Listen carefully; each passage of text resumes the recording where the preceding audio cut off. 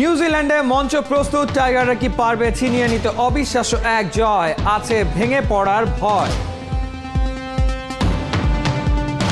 মাহমুদুল হাসান জয়ের হাতে লেগেছে সেলাই, দ্বিতীয় ইনিংসে আর ওর ব্যাট করার সম্ভাবনা নাই। মোহাম্মদ মিথুন হাঁকালেন first class double century, opening পজিশনের জন্য নিজেকে করছেন তৈরি।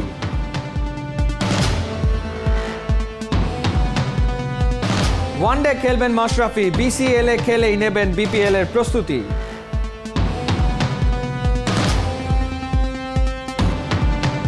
প্রথম ম্যাচটা হয়তো মিস করবে, বাট সেকেন্ড ম্যাচ থেকে ওর খেলার কথা। আমরা হোপফুল যে বিসিএল এর ওয়ানডে ম্যাচগুলিতে ওকে দেখতে পাবো।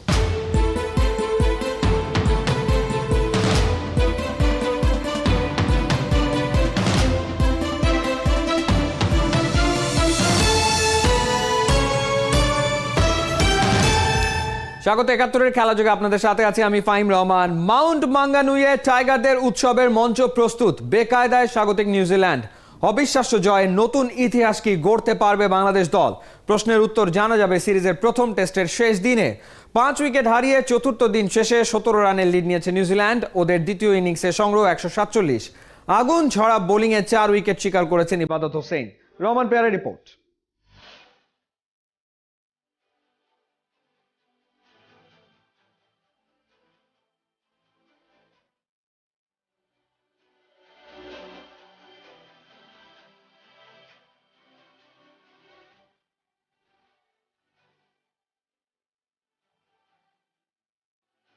ইবাদত, তোমাকেও স্যালুট জানাচ্ছে বাংলা। মাউন্ট মঙ্গানুয়ে হবে তো মহাকাব্য লেখা। রূপকথা যেখানে আঁকবে আরেক রূপকথা। নতুন ইতিহাসের মোড়ে দাঁড়িয়ে টাইগাররা উকি যে দিচ্ছে জয়ের সম্ভাবনা।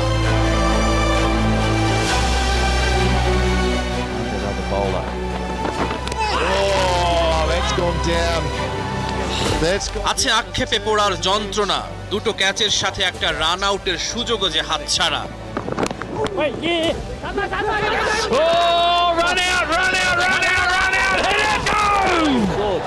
ধরেই মারা লাগে, তাহলে সাইডে দিলে আমি ধরতে পারতাম সাইডে দিলে। নিশ্চিত রান আউটের সুযোগটা মিস করে ওদের বলতে শোনা গেল ধরেই মারা লাগে। বোধের অভাব আছে review নেয়াতে। Brown says no. Down the leg side. Oh, there's another appeal. Surely they're not going to go upstairs, all right? তবে দিনটা বাংলার ক্রিকেট ইতিহাসের অন্যতম সেরা। শেষ বিকেলে ইবাদত হোসেনের আগুনে বোলিংয়ের পালা। নয় ঘুমের ঘোরে স্বপ্ন দেখা। অবিশ্বাস্য এক জয়ের পথে বাংলা। ২ ওভারে ৭ বলের মাঝে ৩ ব্যাটারকে ফিরিয়ে ইবাদত ঘুরিয়ে দেন ম্যাচের মোড়, খুলে দেন উৎসবের দৌড়। ৩৯ রানের শিকার ধরেছেন ৪টা। এই পেসারের ক্যারিয়ার সেরা। এই যে দলটা আছে, আমরা এই দলটাই চাচ্ছি যে আমরা নতুনভাবে নতুন কিছু করে আমাদের দেশটাকে আমরা রিপ্রেজেন্ট করতে, দেশের জন্য ভালো কিছু করতে। কারণ প্রিভিয়াস যে ম্যাচগুলো হয়েছে আমরা এত ভালো কিছু করতে পারিনি। দ্বিতীয় ইনিংসে ৫ উইকেটে ১৪৭ রান তুলে নিউজিল্যান্ড শেষ করেছে চতুর্থ দিনের খেলা। বাংলাদেশের ১৩০ রানের লিড বাদ দিলে কার্যত তাদের রান মোটে ১৭টা। একটা প্রসেস ফলো করতেছি, যে প্রসেসে এতক্ষণ পর্যন্ত সাকসেসফুল হয়েছি, তো চেষ্টা করতেছি এই প্রসেসটা ধরে রাখার জন্য। এর আগে সকালে ৬ উইকেটে ৪০১ রান নিয়ে দিন শুরু করে বাংলাদেশ। ৫৭ রান যোগ করতেই টাইগারদের প্রথম ইনিংস শেষ। রহমান পেয়ার, ৭১। নিউজিল্যান্ডের পিচ আর কন্ডিশনে পেসাররা ঝলক দেখাবে এটাই স্বাভাবিক। তবুও মাউন্ট মাঙ্গানুইয়ের ২২ গজের চরিত্র আর মিরাজের বোলিং আফসোসে ফেলেছে টিম বাংলাদেশকে। এমন টেস্টে ছুটিতে থাকা সাকিব আল হাসানকে নিয়েও অনেকের আক্ষেপ বাড়ছে। মিরাজের কীর্তি দিনে এই টেস্টে টিম বাংলাদেশের সম্ভাবনা আর সমস্যা তুলে ধরছেন সাইফুল রূপক। Spirit of the game. Oh, that's a beauty. Back through the gate. Find that other bowler. ২১-এর শেষ তো ২২-এর শুরু। নিউজিল্যান্ডবাসীর বড়দিন আর নতুন বছরের সেলিব্রেশন সীমাহীন। গেল মাসে ভারতের পিচে এভাবেই নেচেছে। নিজ দেশে ফিরেও তাল নৃত্য একই আছে। বাঁহাতি কি ডানহাতি, মিরাজের অফ স্পিনে কিউই ব্যাটাররা চোখে সর্ষে ফুলই দেখছে। মাউন্ট মঙ্গানুই টেস্টে টাইগাররা ছড়ি ঘোরাচ্ছে, ব্যক্তিগত অর্জনও আসছে দুহাত ভরে। জোড়া টেস্ট বেশি খেলে আইডল সাকিবের পরেই মিরাজের অবস্থান, বনেদি ফরম্যাটে অলরাউন্ডারের মাইলস্টোন।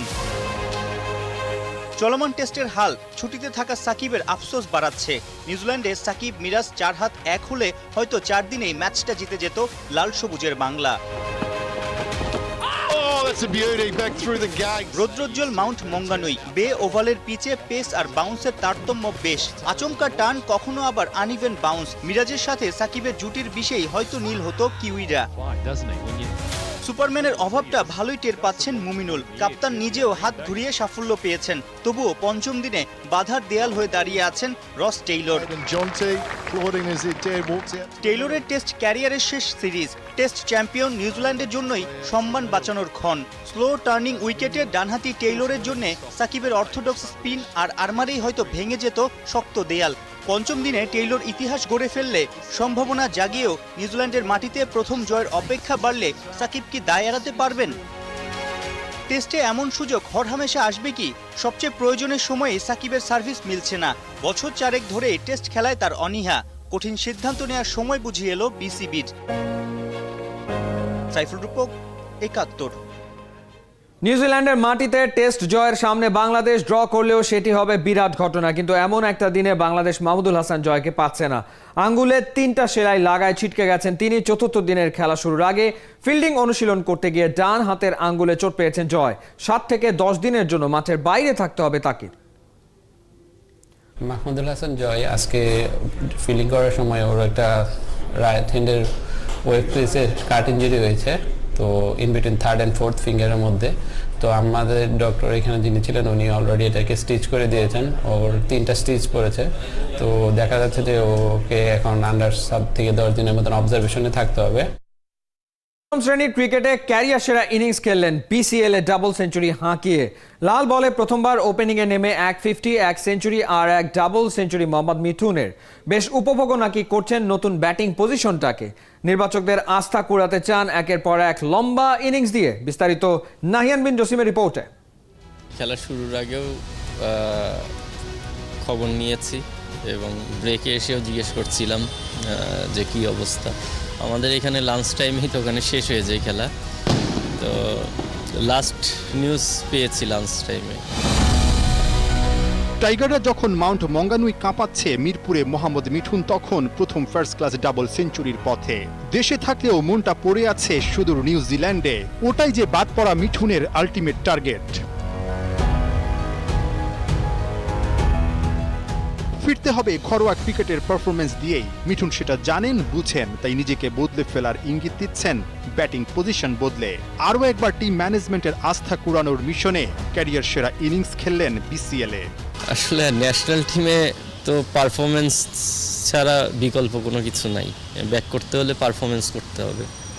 তো আমার সামনে যে খেলাগুলো আছে সেইগুলোতে আমার চেষ্টা থাকবে যে কনসিস্টেন্ট পারফর্ম করে যাওয়া। এর আগে সাদা বলেও ওপেন করেছেন, এবার বিসিএলে মোটামুটি 3টা ম্যাচেই ওপেনিংয়ে খেললেন। টিম ম্যানেজমেন্টেরও একটা চাওয়া ছিল খুব সম্ভবত আপনি ওপেনিংয়ে খেলেন। মানে মোহাম্মদ মিঠুন কি লাল বলেও ওপেনিংয়ে একটু স্বাচ্ছন্দ্য বোধ করে কিনা? আমরা যখন সাকসেস হই তখন ওটা এনজয় করি, এটাই যদি আমি আবার সাকসেস না হতাম তখন হয়তো এনজয় করতাম না। তো এখন পর্যন্ত আল্লাহর রহমতে ভালো হচ্ছে, এখন পর্যন্ত এনজয় করছি। জাতীয় দলে 3 ফরম্যাটেই মিঠুন পর্যাপ্ত সুযোগ পেয়েছেন, কিন্তু টেস্ট, ওয়ানডে আর টি20 মিলে 61 ম্যাচে মাত্র 8টা 50 করেছেন। তার সবচেয়ে বড় দুর্বলতা অধারাবাহিকতা। অ্যাজ এ প্লেয়ার হিসেবে আপনাকে কনসিস্টেন্ট হতেই হবে, সেটা আপনি যেখানেই খেলেন। আপনি যখনই কনসিস্টেন্ট ভালো খেলবেন তখনই আপনি বেটার কিছু আশা করতে পারেন। তো ন্যাশনাল টিমে কনসিস্টেন্ট ভালো খেলি নাই বলে তো বাদ পড়ে গেছি। ওখানে কনসিস্টেন্ট ভালো খেললে হয় তো আজকে আমি এখানে থাকতাম না। আপনার উপলব্ধিটা কি হয় আসলে যখন বাদ পড়ে যান, তখন উপলব্ধিটা কি হয়েছে বা এখন উপলব্ধিটা আসলে কি হচ্ছে, যে ওই সময়টা কোন ভুলগুলো হয়েছে বা ওই কোনটাকে গুরুত্ব দিয়ে শুধরানোর বেশি চেষ্টা করছেন? আমি আসলে সব সময় নিজের ওপরে নিতে পছন্দ করি। তো আমি যখন খারাপ করি বা যখন আমি বাদ পড়ি তখন আমি নিজেকে প্রশ্ন করি যে আমার কি ল্যাকিংস আছে, আমি কিভাবে নিজেকে ইমপ্রুভ করতে পারি। আমি আসলে কারো উপরে দোষ চাপাতে পছন্দ করি না। ব্যর্থতা মুছে সাফল্যের গল্প লিখতে আত্ম উপলব্ধি জরুরি। মোহাম্মদ মিঠুন নিজের দুর্বলতা জানেন, সেগুলো কাটিয়ে এবার ফিরতে চান, তবে সেটা লম্বা সময়ের জন্য দেখাতে চান ধারাবাহিক পারফরমেন্সের ঝলক। নাহিয়ান বিন জসিম, একাত্তর। ওয়ানডে ফরম্যাট দিয়ে লম্বা সময় পর মাঠে ফিরছেন মাশরাফি বিন মুর্তজা। বিপিএল এর আগে খেলবেন 4 দলের বিসিএল ওয়ানডে টুর্নামেন্টে। দ্বিতীয় ম্যাচ থেকেই তাকে মাঠে দেখা যাবে জানিয়েছেন নির্বাচক হাবিবুল বাশার সুমন। ওর সাথে লাস্ট যেটা কথা হয়েছে, ও মাঝখানে জিম করতে গিয়ে একটু ব্যাকে ব্যথা পেয়েছে, বাট নাথিং সিরিয়াস। সম্ভবত যদি সব ঠিকঠাক থাকে প্রথম ম্যাচটা হয়তো মিস করবে, বাট সেকেন্ড ম্যাচ থেকে ওর খেলার কথা। আমরা হোপফুল যে বিসিএল এর ওয়ানডে ম্যাচগুলিতে ওকে দেখতে পাবো। বাংলাদেশের ক্রিকেটের সঙ্গে জড়িয়ে গেছে একটা নাম। 2000 সালে বিসিবির অ্যাডমিন ম্যানেজার হিসেবে যার কাজ শুরু, 2 দশকের কর্মদক্ষতায় তিনি আজ বোর্ডের প্রধান নির্বাহী। সেই সাবের হোসেন চৌধুরী থেকে শুরু করে মাঝে আলী আসগার লবি, আহমদ মোস্তফা কামাল থেকে বর্তমানে নাজমুল হাসান পাপন সহ আরও একাধিক সভাপতির সাথে একনিষ্ঠভাবে কাজ করেছেন। বিভিন্ন মতাদর্শের সভাপতির সাথে কাজ করলেও সবার প্রথম পছন্দ ছিলেন একজন নিজামুদ্দিন চৌধুরী সুজন। ক্রিকেটের প্রতি তার নিবেদন, পেশাদারিত্ব আর দক্ষতায় সবার চোখের মণি। ক্রিকেটের এই মানুষটার জন্মদিন, খেলাযোগের পক্ষ থেকে বিশেষ দিনের শুভেচ্ছা। ইতিহাসে প্রথম বাংলাদেশি নারী হিসেবে নেপালের লেবুচে পর্বত জয় করে লাল সবুজের পতাকা উড়িয়েছেন বাংলাদেশের জয়নাব হোসেন শান্ত। 6000 মিটার উচ্চতায় ওঠার দুঃসাহসিক সেই গল্প আর অভিজ্ঞতার কথা জানিয়েছেন খেলাযোগের কাছে অনিক জাবেরের রিপোর্ট।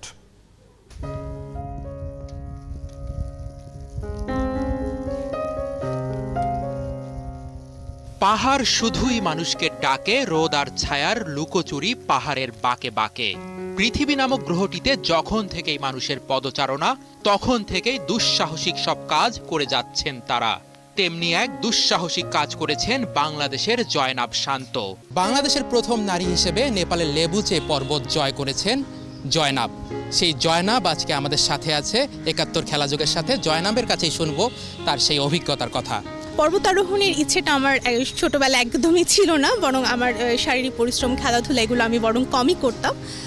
এটি আমার তৈরি হয়েছে আমি যখন ইউনিভার্সিটিতে মাস্টার্সে পড়ি, তখন বান্দরবানের আমার একটা পাহাড়ে গিয়ে, লামায় একটা পাহাড়ে গিয়ে আমার তখন মনে হয়েছে যে পাহাড়ে উঠতে বেশ কষ্ট হয়, কিন্তু ওঠার পরে একটা অন্যরকম তৃপ্তি পাওয়া যায়।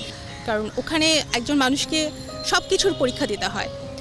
অন্যান্য খেলায় দেখা যায় যে আমরা একটা নির্দিষ্ট সময় খেলছি, হয়তো 8 ঘন্টা 10 ঘন্টা, ক্রিকেট খেলা হোক বা ফুটবল হোক 90 মিনিট, বা অন্যান্য খেলাগুলো আসলে এরকমই থাকে। কিন্তু পর্বতারোহণ হচ্ছে এমন একটা জায়গা যেখানে আমাকে পাহাড়ে 1 মাস 2 মাস শুধু ওই স্পোর্টসের মধ্যেই থাকতে হয়। আমার রাতের ঘুমটাও স্পোর্টসের অংশ, কারণ ওই উচ্চতায় ঘুমানো যায় না, ওই উচ্চতায় কিছু খাওয়া যায় না, রুচি থাকে না, সব কিছু মিলেই আসলে পর্বতারোহণটা।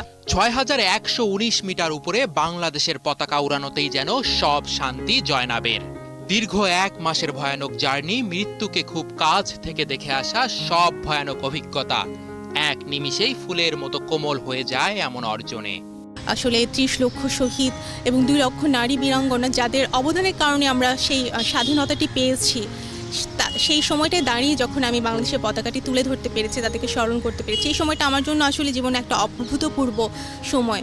এবং মানুষ আসলে যখন নিজের কাজ সবচেয়ে ভালোভাবে করাটাই আসলে দেশপ্রেম। সাহসের অঞ্জলি জেলে দুঃসাহসিক কাজ করার নেশা মানুষের আদিম কাল থেকেই, যে নেশাটাই তাকে পৌঁছে দিয়েছে অনন্য উচ্চতায়। নিজের ভাবনা দ্বারা, বিশ্বাস দ্বারা জয়নাব জয় করে নিয়েছেন আকাশের ওপারের আকাশকে। বঙ্গবন্ধু শেখ মুজিব বিজ্ঞান ও প্রযুক্তি বিশ্ববিদ্যালয়ে শিক্ষকতা করা এই নারী এবার ছুঁয়ে দেখতে চান রহস্যে ঘেরা এভারেস্টকে।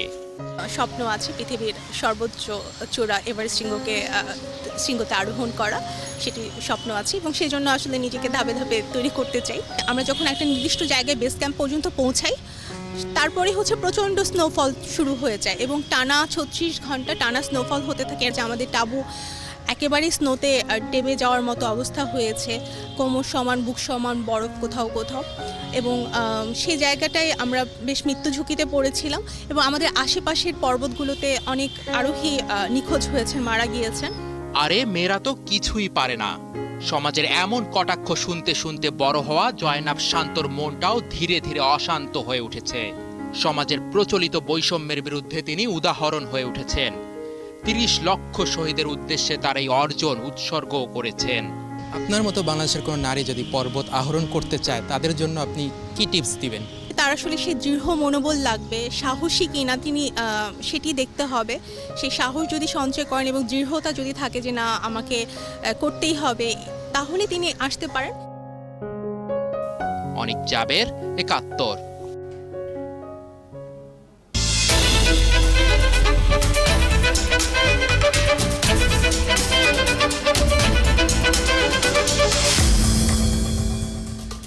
ডিএনসিসি মেয়র কাপে আজ ছিল দুটি ম্যাচ। সকাল 10টায় 17 নম্বর ওয়ার্ডের মুখোমুখি হয় 23 নম্বর ওয়ার্ড, বেলা 2টোয় মুখোমুখি হয় 26 ও 49 নম্বর ওয়ার্ড। প্রথম ম্যাচে 17 নম্বর ওয়ার্ড জেতে 3-1 গোলের ব্যবধানে 5 মিনিটে তাজের গোলে এগিয়ে যায় 17 নম্বর ওয়ার্ড। 20 নম্বর ওয়ার্ডের হয়ে 20 মিনিটে সে গোল শোধ করেন শাওন। দ্বিতীয়ার্ধের 50 ও 52 মিনিটে রবিন ও তানভীর গোল দিলে জয় নিশ্চিত হয় 17 নম্বর ওয়ার্ডের। দ্বিতীয় ম্যাচে 49 নম্বর ওয়ার্ড 2-1 গোলে হারায় 26 নম্বর ওয়ার্ডকে। প্রথমার্ধেই হয় 3 গোল। 2 মিনিটে রফিকুল ইসলাম 49 নম্বর ওয়ার্ডের হয়ে গোল দেন। 25 মিনিটে ব্যবধান দ্বিগুণ করেন ফয়সাল। 29 মিনিটে রায়হান 26 নম্বর ওয়ার্ডের হয়ে গোল শোধ দিলেও তা যথেষ্ট হয়নি। কিলিয়ান এমবাপ্পের হ্যাটট্রিকে ফরাসি কাপে পিএসজির বড় জয়। চতুর্থ স্তরের দল ভেইনকে 4-0 গোলে হারিয়ে শেষ 16তে মাউরিসিও পচেত্তিনোর দল। প্রথমার্ধে ডাইভিং হেডে একমাত্র গোলটি করেছেন প্রেসনেল কিম্পেম্বে। দ্বিতীয়ার্ধে জ্বলে উঠলেন এমবাপ্পে। বছরের প্রথম ম্যাচেই পেয়ে গেলেন হ্যাটট্রিক। ম্যাচের 59 মিনিটে নিজের প্রথম গোল পান এমবাপ্পে। এরপর 71তম মিনিটে ডিবক্সের বাইরে থেকে বুলেট গতির শটে ব্যবধান 3-0 করেন ফরাসি তারকা। তার 5 মিনিট পরই ফাঁকা জালে বল পাঠিয়ে হ্যাটট্রিক উদযাপনে মাতেন এমবাপ্পে। ফলে 4-0 গোলের বড় জয় নিয়ে পিএসজি পৌঁছে গেল ফরাসি কাপের শেষ 16য়। ঘরের মাঠে হোঁচট খেল ম্যানচেস্টার ইউনাইটেড। 41 বছর পর ওল্ড ট্র্যাফোর্ডে জয়ের দেখা পেল উলভারহ্যাম্পটন। প্রিমিয়ার লিগের ম্যাচটিতে ম্যানইউকে 1-0 গোলে হারালো উলভস।